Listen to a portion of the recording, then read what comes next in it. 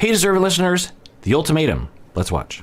I want to be heard, and it's not about, you forgetting my favorite food or not hearing, not listening when I tell you where I want to go for a date. It's so much bigger. What are you in love with? Do you really see me? What if I fuck up? Will you run away? She is opening up a pretty broad topic, very reasonable. I actually encourage couples talk along these lines if they feel up to it. There's a lot of ways he could respond. Essentially what she's asking in part is, do you actually care about me? Do you love me? Do you really understand me? Do you want to put the effort to understanding me? I think that's what she's saying. So that's good. I mean, that's usually often what we want in a romantic relationship. Here, it's because these are questions that I have with you.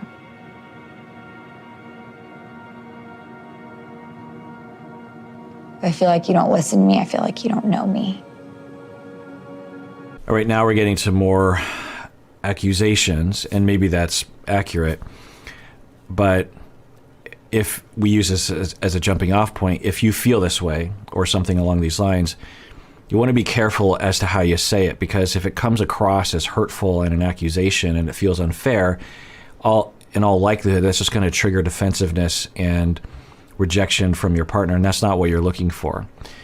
You're looking for the truth, and you're also looking to elicit the truth, and when people are defensive, you're not going to get that. So she just said, I feel like you don't care about my feelings, something like that.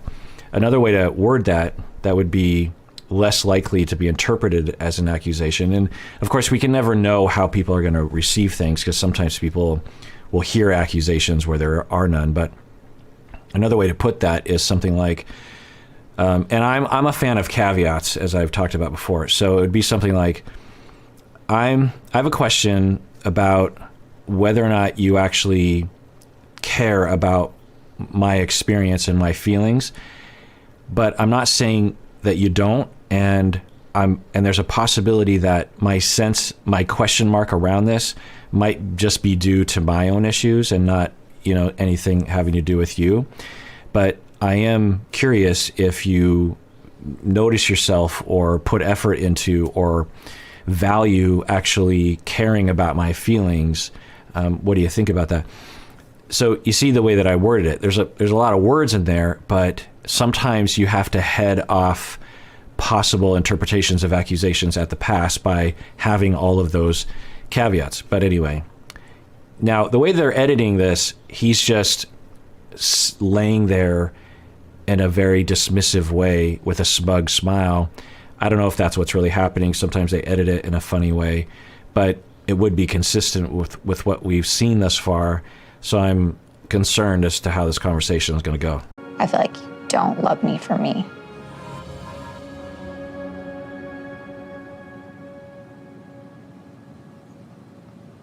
What did you hear? What did you understand from that?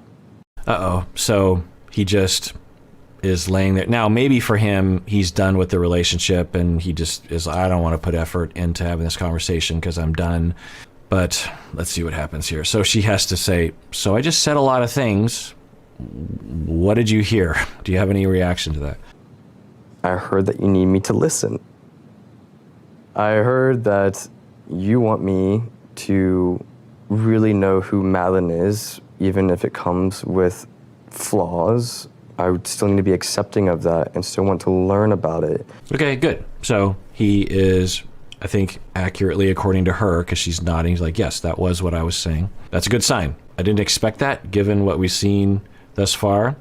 But I think I should give Colby a little credit, because I think he has exhibited this ability. I think when he's triggered, that's when he resorts to the kinds of defense mechanisms that I've talked about in the past in terms of grandiosity, dismissiveness, arrogance, mansplaining, belittling. But I think we could actually hypothesize that the way that Madlyn is coming across to him right now is less triggering for him, and then he doesn't resort to that defense mechanism, and he's more able to be functional and empathetic. And that's important to understand about personality disorders, narcissism, borderline, others, that when that individual isn't being triggered, they're absolutely capable of empathy and closeness and fairness and all the things that you're looking for in a partner. Because often when we talk about, and I don't know if he has a personality disorder, I've said that before. I don't know. They could all have 10 personality disorders. They could all have none. I would have no idea because there's no way of knowing from the show. But at the very least, what we could say about Colby is he has a tendency, I think when triggered, to exhibit a way of acting that seems as though he doesn't care. Let's just put it that way. For some people, they have no empathy, psychopaths, antisocial individuals. They don't care about other people's feelings, and they exist. Believe me, I've treated them, but they're rare. Most people do, and when you get a vibe that they don't care, there's a much greater chance, a far greater chance, that in all likelihood they're being triggered and they're resorting to defenses that actually eclipse their ability to have empathy for you. So right now, he's exhibiting that, but I don't know. It's early in the conversation. That is a lifetime with a partner. Do you think that you are capable of fully seeing and accepting everything about me? I want to be me, and I want to be loved for that. You're very critical. All right, so she's saying, do you love me, the whole me? And he says, you're very critical. I think they edited something out in there, but who knows? I'm always wondering about it. There are times when reality TV shows, I think Real Housewives would do this sometimes, where they would have a camera shot and they would have all the participants in the same camera shot. Because when they film one person at a time, they can edit it however they want. Whereas if you just have the two people standing there talking, it will look really weird if you suddenly cut, right? And in the first season of Love is Blind, I feel like we got more of that kind of footage, and we could trust the conversation more. But anyway, so she says, I want you to love me for the whole me, and he says, well, you can be kind of critical. So for some people with the sort of defenses that result in arrogance and coming across like they're superior, often they will have a severe sensitivity to criticism, because that's what they experienced when they were growing up, and they concluded, based on the way they were treated, that they were being generally neglected because there was something wrong with them. And they can be highly reactive to criticism. Essentially, the idea is, and I don't know about Colby, but for some people, they're not getting their needs met. They're being abandoned emotionally or mildly neglected or something. And they conclude there's something wrong with me that's causing people not to pay attention to me. And so that's the baseline conclusion. That is my primary foundation of my personality. There's something wrong with me, and I'm getting criticized, so it must be because there's something, I'm not getting my needs met. I'm being criticized. I must not be getting my needs met because there's something deeply wrong with me. I'm going to defend against that by convincing myself that I'm perfect, because if I convince myself I'm perfect and superior, then I don't have to look at the fact that I know that I am deeply flawed and rejectable and I'm nothing. So when someone comes along and criticizes you, one, it challenges that veil of superiority and specialness that needs to be defended against, but it also reminds them of what it was like when they were young and they were being rejected, and it's very, very triggering for them. So I don't know if that's what we're seeing, but now, no one likes to be criticized. It's one of the four horsemen of the apocalypse in terms of the harbingers that John Gottman and colleagues found that will precede divorce. You have defensiveness, criticism, contempt, and stonewalling. Criticism was found when they found couples that had criticism of past a certain threshold. Then that was one of the markers of that would lead to divorce later on. The couple will say, yeah, we're married, we're happily married. They watch them in the lab, criticism happens. Fast forward 5 years, they ask them again, are you married? And a majority of the time they were not married because, and then the idea is that either criticism is a symptom of something, or the decision to engage in a mindset and a behavior of criticism erodes the love and connection between two people. So it's normal not to like criticism. And he is saying, I don't like to be criticized. Okay, so she could say, if she's, I don't know where they're coming from. If they're trying to work on their relationship and they're trying to salvage it, then what she should do is say, okay, you're right. No one likes to be criticized, and sometimes I do criticize you, and I'm sorry about that, and I'll try not to do that. But can we get back to my question, which is, do you love me for me instead of some idea of me? I want to be convinced of that. So let's see what happens. And like, you have to get down to like the exact thing that Madlyn wants, you know? Me being critical is very real. I'll be critical over what you order for dinner. I mean, it's like... Do you think it's because of maybe your family? Good conversation. She admits, I can be critical of just really minor things. And then he says, do you think it's because of your family? I'm pretty sure it is. And she's like, huh. So it's a good conversation. Now, I will say the conversation has been engineered where he's in a place of authority, of superiority. He was being questioned to, I think, be vulnerable and to express love to her. And now we're in a place where he's kind of doing therapy to her. It's not therapy, but so I just want to point that dynamic out. My parents' divorce and my family's, downfall. I think that my criticism has probably intensified over the past years over different relationships in my family and things. My past hurt has maybe made me feel the need to demand more. Great. I'm surprised. We almost never get these kinds of conversations where people are like, yeah, due to the pain I went through in my past, I have a particular intensity around having high standards and criticism, and that's unreasonable for me to do, and admitting that to one's partner. So it's extremely healthy. I don't know if in this entire run we've seen as much health as what's happening right now. Someone else, there's a conversation between Ray and Zay that I thought was very healthy. It wasn't that last one, but it was the one before that, where she was talking about the boner, and they were joking and they recovered pretty quickly. I thought that was a pretty healthy conversation. So this is good. This is great. And be shorter. And that's actually not a bad point of view. Actually, that is... Why are you shocked? You being able to give me that feedback shows me that you do see me and understand me in the way that I need you to. All right, so it kind of worked out. Now, if I were Madlyn, I would want more than just you pointing out that I'm critical as evidence that you see me and love me. But she, I think, is trying to look on the bright side. She must be in a particular space because she's making a lot of choices right now to make it work.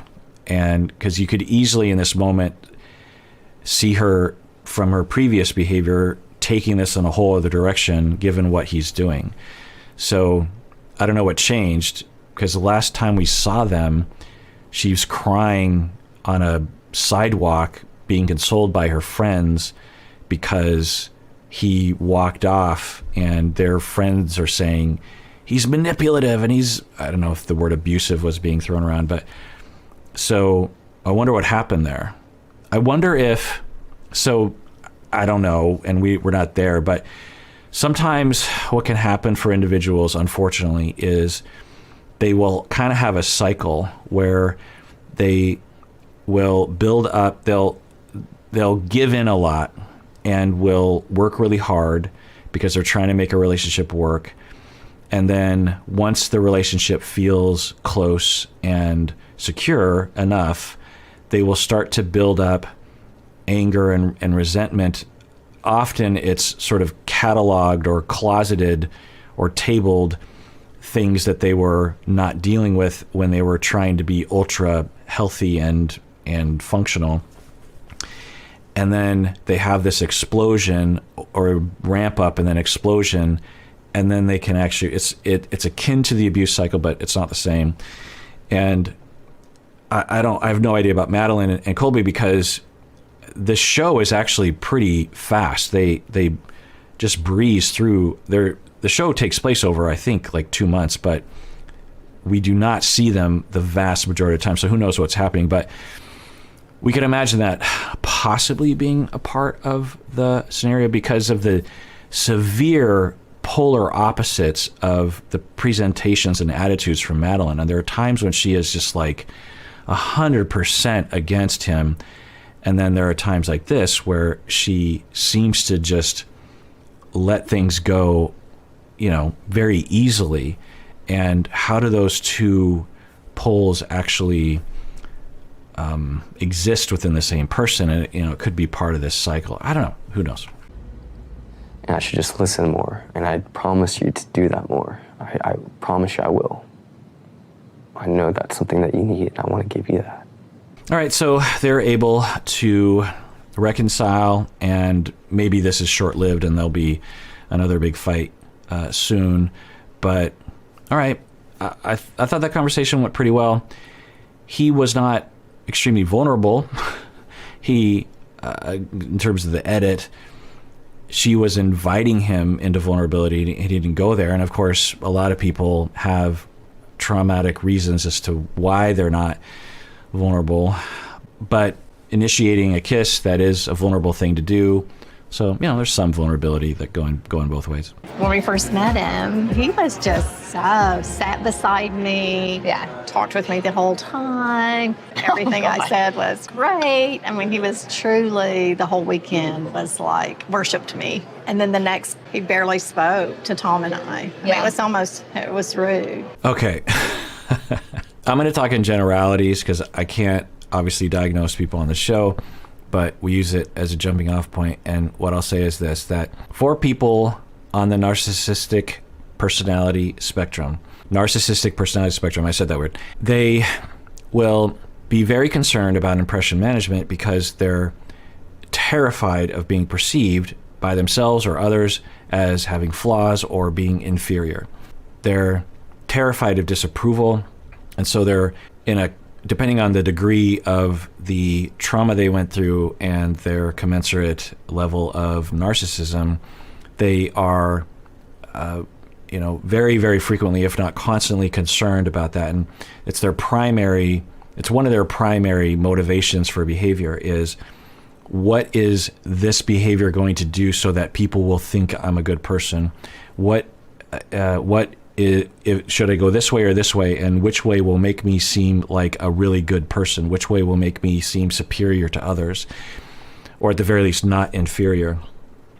And one of the manifestations of that, it's not universal for sure, is that when you first meet someone, the narcissistic individual will be extremely kind, and they're not doing it because they're internally motivated out of altruism or interest, but they're trying to get you to think of them as the golden child. And once they get you to feel that way, then they say, I did it, that's good. Now they worship me, or they think of me as a very positive force in the world.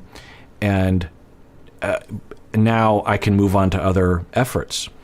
And if you're ever the recipient of that, it will feel like the way the mom is talking about it. It was like he was worshiping me. He was sitting next to me. He ordered the same meal as me. He was asking me all these questions. He was super, just like was very into me.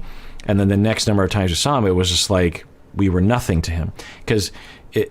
And that's the perhaps seduction of people with narcissism, is that depending on the type of narcissism, the way it presents, they can do this. Sometimes we'll call this love bombing. It's not entirely love bombing in this situation, but it's in that direction. And now what the internet will say is that these individuals are purposely manipulative, and that's not the way that I have seen it with clients that I've treated. They are desperate. This is a desperate act. It looks from the outside, because people with narcissism seem aloof. They seem arrogant. They seem like they're above it all. They seem like they don't care. But that is all a defense. I want to emphasize that. And so when they are manipulating other people to like them and think of them as superior, they are running from the monster of their inferiority. They feel extremely inferior. They feel extremely unlovable. They feel extremely flawed. And so they're in a constant sprint away from that. And so part of that sprint is doing these kinds of behaviors, in addition to being aloof and seemingly like they're above it all, because they're trying to convince themselves and other people that they're strong and independent, and they don't care about these things when they care more than almost anyone you're ever going to meet. No, you shouldn't be with him.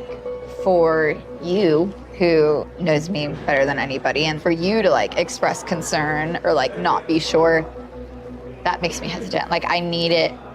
I wouldn't be able to marry him without, if you expressed like severe concern. Can you have a successful relationship with someone who is significantly on the narcissism spectrum? Absolutely. I've treated people like that, treated couples like that. It will present issues, but everyone has issues. Now, could you say, I don't want to be with someone like that? Yes. But I have had people come to me. They have had years and years and years of difficulty.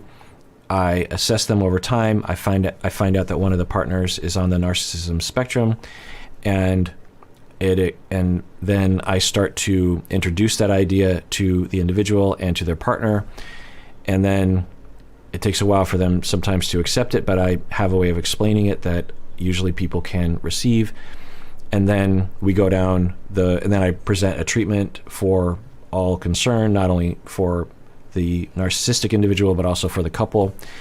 And sometimes it involves them getting individual therapy. Anyway, we start heading down that road. There are continual difficulties, and it might take a very long time, but people with narcissism who are given a chance and have proper treatment will actually want to change, and they will admit that they have a problem, and they will try to change. And so I want to be clear about that. You talk about narcissism on the internet, and almost no one characterizes it that way, and that's not the clinical wisdom. It's not the clinical consensus. Even clinicians will talk in a way that reflects the propaganda on the internet about narcissism. I find it's upsetting. I've actually had students who start to parrot things that they've seen online. They'll be like, "Oh, narcissistic gaslighter, love bombing," and I'll say, "Where did you learn that?" And they'll say, "Well, what do you mean?" I'll be like, "Did you learn that in a class? Where did you learn? What's your definition of narcissism?" And usually what will happen is they'll say, "Well, we haven't really covered it yet. Why?" And I'll say, "You're listening to the internet about clinical concepts. Don't do that anymore." The internet is not a good resource. I mean, some pockets of the internet, but especially just social media, the way people talk. So I feel like I need to point that out. I'm not defending these individuals by any means. I'm saying if we see them accurately, then one, we'll be able to detect them, we'll be able to react accurately to them, and we'll be able to help them. And a need, I mean, it's truly a need at this point, and I don't know if it's healthy or not, but to feel like loved and wanted, that is the one thing that if I'm not getting, that I will do whatever it takes to get. Me and Randall were like, we really did have a connection. Randall was like, I could see myself with Madlyn. Like, I could see. Wait, I don't know what she was saying there, but there's a possibility that what she's trying to communicate is she is desperate for she's desperate for someone to love her in a way that doesn't ever stop and ask herself, does she want to love the other? Does she actually love the other person? Is that what she's saying? Or is she just saying, when I love someone and I know it and they don't love me, I will work very hard for them to love me? Let's rewind that. And a need, I mean, it's truly a need at this point, and I don't know if it's healthy or not, but to feel like loved and wanted, that is the one thing that if I'm not getting, that I will do whatever it takes to get. Yeah, I don't know if I showed the clip, but she said that the mom admitted to having some issues, and then Madlyn's like, yeah, I think you passed those down on to me. I think that's what they're talking about. But yeah, the way she phrases it right there, it seems more the latter explanation, that she's saying when someone doesn't love her, she will, regardless of her own well-being, she will do anything to get them to love her.